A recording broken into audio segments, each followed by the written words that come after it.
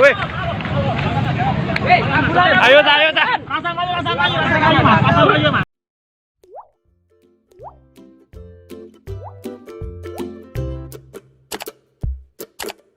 Bentrokan terjadi antara ratusan pengemudi ojek online dengan sejumlah pria yang diduga debt collector di kantor Grab Yogyakarta, Ruko Casa Grand, Maguwo Harjo, Kamis 5 Maret 2020. Kapolres Sleman AKBP Rizky Ferdiansyah menjelaskan bentrokan tersebut diduga merupakan buntut dari aksi penganiayaan terhadap seorang driver ojol oleh oknum yang diduga DC.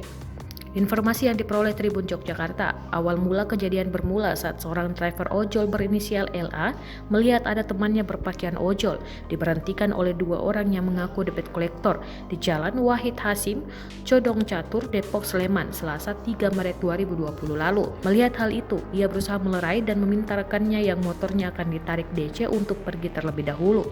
Saat itu salah satu DC dilaporkan menelpon teman-temannya dan begitu sampai mereka langsung memukul LA.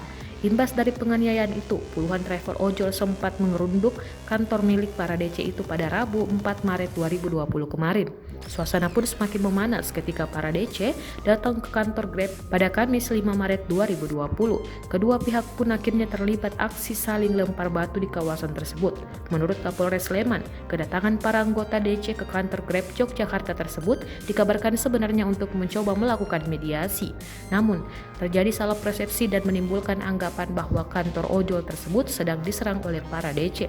Polisi yang datang pun langsung mencoba menarik massa ke Polsek Depok Timur, sedangkan para DC diamankan polisi untuk menghindari kejadian yang tidak diinginkan. Polres Sleman akan mengusut kasus dugaan penganiayaan seorang driver ojek online oleh oknum debt collector.